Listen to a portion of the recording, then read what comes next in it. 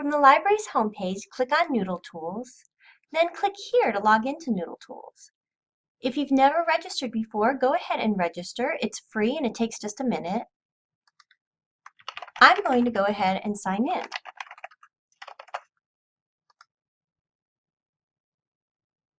To begin, click on New Project. Name your project. Be sure to select MLA and the citation level to be advanced. There's a lot of information on this page which I generally don't use. Instead, I jump to Sources to begin putting together my Works Cited page. Next, click on Create New Citation.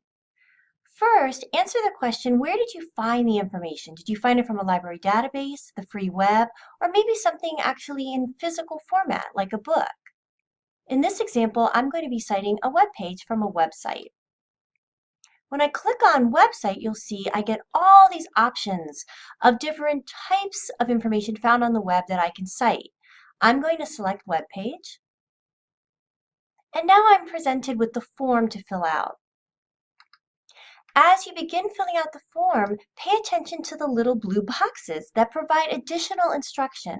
For example, here it tells me that the MLA handbook recommends you include a URL, but if your instructor asks you to leave it out, go ahead and follow their instructions. I'm going to include the URL.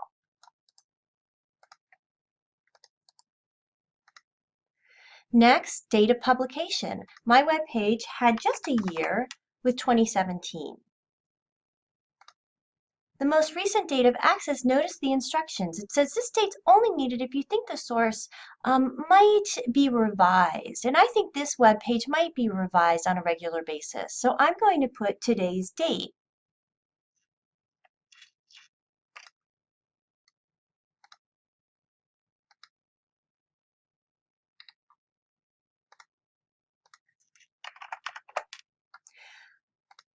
Notice that there are fields that have little red asterisks. Those are required fields. And then the other fields are only filled out if you have that particular information. I don't have an author or editor for this web page. I do have a web page title though.